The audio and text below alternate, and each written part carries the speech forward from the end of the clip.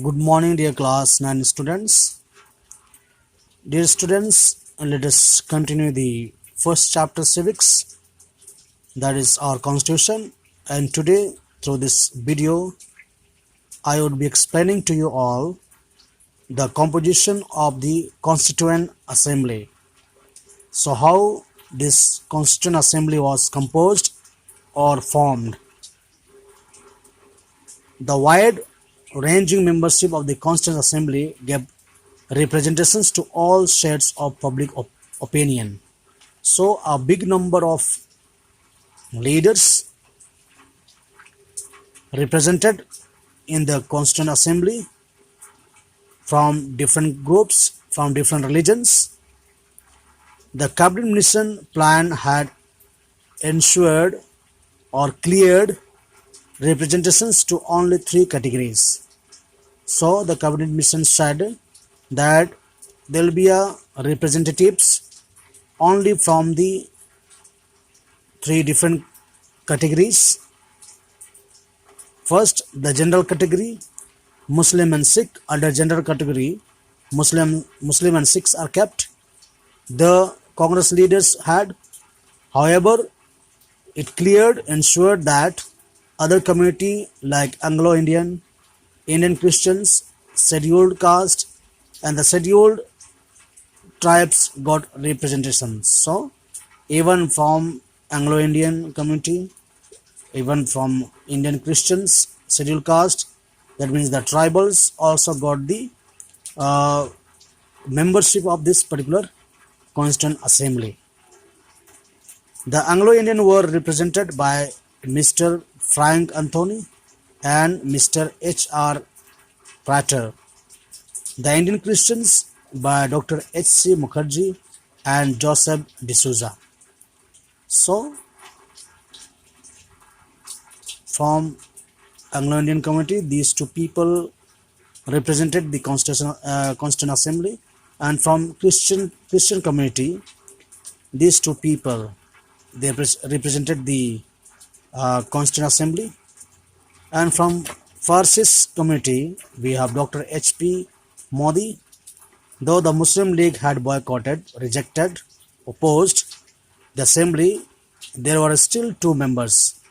So, even after boycotting the Constituent Assembly, the Constituent Assembly had two Muslim members. Their names are Jafar Imam and Muhammad Sadullah, who represented the Muslim community. The Sikhs were represented by Sardar Hukum Singh and Ujjal Singh. So, from Sikh community, we have two members for the Constituent Assembly. They are Sardar Hukum Singh and the Ujjal Singh. It can be said that the Constituent Assembly was truly national in character, since the members for the Constituent Assembly were from all the sections, from all the religions. So that's why we can say it. This Constituent Assembly was completely national in the character. Now let us talk about little bit objectives resolutions. When the Constituent Assembly started the working of drafting, so before Constitution was completely made or made ready, there were the rough works done, drafting works done for the Constitution. Pandit Jawaharlal Nehru proposed the objectives resolutions on December 13, 1946. The resolutions highlighted the objectives and laid down the national goals. So, what were the objectives which were used while making the Constitution of India? Number one, free India will be nothing but a republic. So, now they decided that our country is not only free, but also it should be considered as a republic nation. Number two, the ideals of the social, political, and economic democracy would be guaranteed to all people, and also there was a point speaking about that all the people of the country, they should have the social, political, and economic, we call it freedom, and that should be guaranteed by the constitution to all the people that they will have social, political, and economic, we call the rights and the freedom. Number 3, the republic would grant fundamental rights to citizens, and the republic would grant the fundamental rights to the citizens. Number 4, the states would safeguard the right of minorities and backward classes. So state, that means the country, leaders, and the constitution should be protecting. Safeguarding means protecting the right. Right means adhikar. Right of the minorities. Minorities means the group of people who are living in this country in a less number. And also the backward classes. Backward class means the lower classes, or the, we call, who are economically not so strong. So this should be well protected by the constitution. The objectives resolutions was passed by the Constitutional Assembly on January 22, 1947. So this was the day and the year when the objective resolutions was passed by the Constitutional Assembly members. Now, drafting committees. The Indian Independence Act 1947, by which two independent states of India and Pakistan were created, or we could say, according to the Indian Independence Act of 1947, we could see the formation of two nations, that is India and Pakistan, recognized the existence of Constitutional Assembly of India. So both the country leaders will have the respect, will have the recognitions of the Constitutional Assembly. This legal sanction enabled the Constitutional Assembly to function after India's independence. The Assembly became a sovereign body. To carry on its work, it appointed 8 committees. The drafting committee, under the chairmanship of Dr. Bhim Rao Ambedkar, was set up on August 29, 1947, and was entrusted with the task of drafting the constitution. So under the leadership of Dr. Bhim Rao Ambedkar, now the different articles, different law and orders were drafted for writing in the constitution, or for including in the constitution.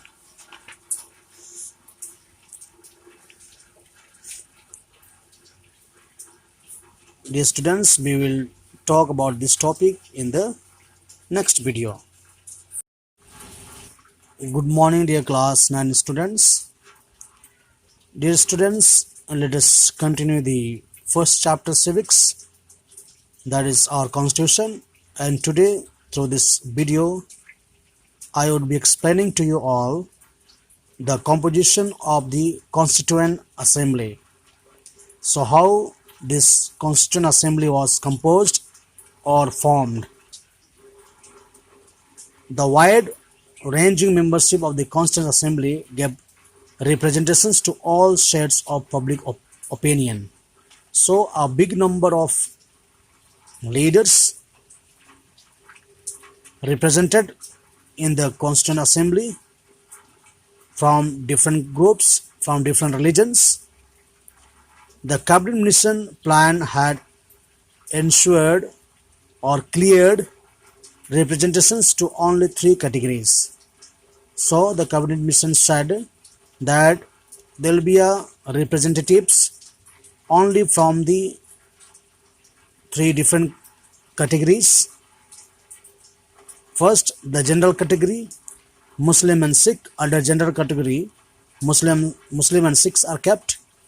The Congress leaders had, however, it ensured that other community like Anglo-Indian, Indian Christians, scheduled caste, and the scheduled tribes got representation. So even from Anglo-Indian community, even from Indian Christians, scheduled caste, that means the tribals also got the uh, membership of this particular Constituent Assembly.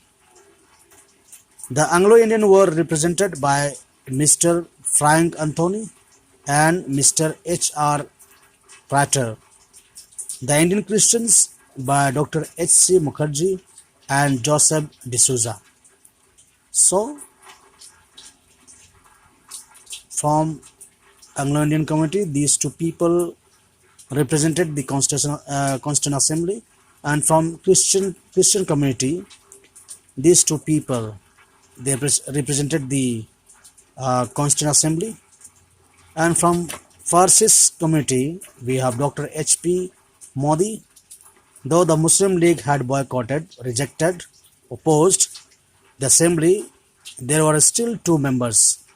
So even after boycotting the Constituent Assembly, the Constituent Assembly had two Muslim members. Their names are Jafar Imam and Muhammad Sadullah, who represented the Muslim community. The Sikhs were represented by Sardar Hukum Singh and Ujjal Singh. So from Sikh community, we have two members for the Constituent Assembly. They are Sardar Hukum Singh and the Ujjal Singh. It can be said that the Constituent Assembly was truly national in character, since the members for the Constituent Assembly were from all the sections, from all the religions. So that's why we can say it. This Constituent Assembly was completely national in the character. Now let us talk about little bit objectives resolutions. When the Constituent Assembly started the working of drafting, so before Constitution was completely made or made ready, there were the rough works done, drafting works done for the Constitution. Pandit Jawaharlal Nehru proposed the objectives resolutions on December 13, 1946. The resolutions highlighted the objectives and laid down the national goals. So what were the objectives which were used while making the Constitution of India? Number one, free India will be nothing but a republic. So now they decided that our country is not only free, but also it should be considered as a republic nation.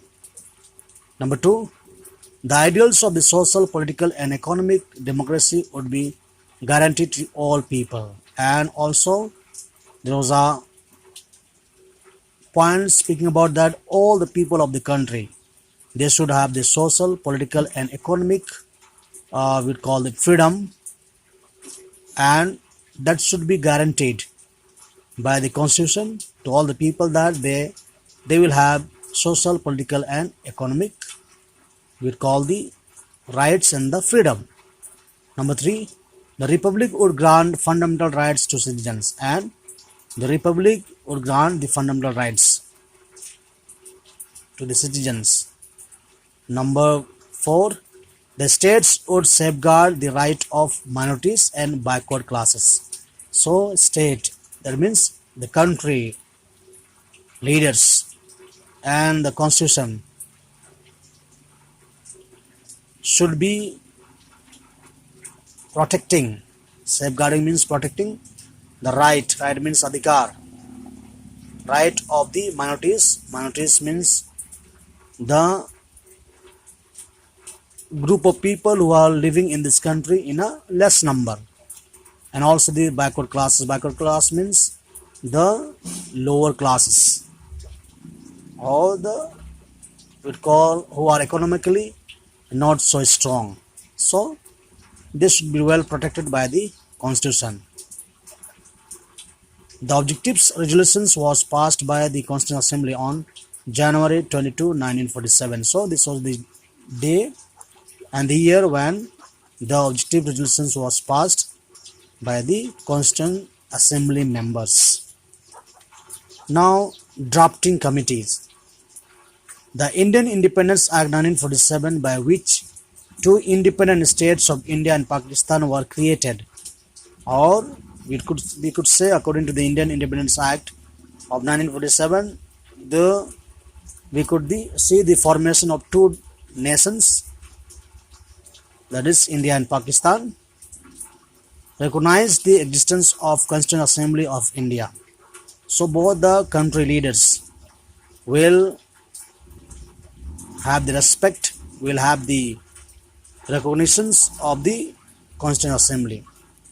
This legal sanction enabled the Constituent Assembly to function after India's independence.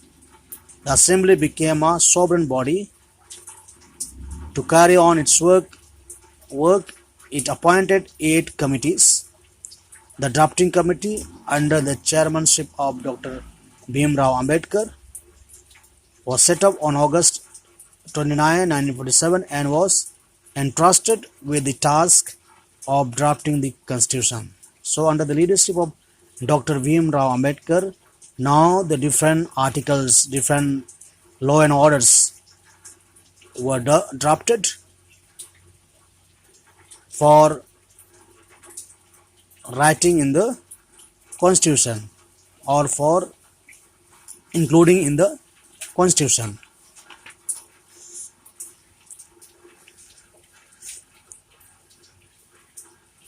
Dear students, we will talk about this topic in the next video.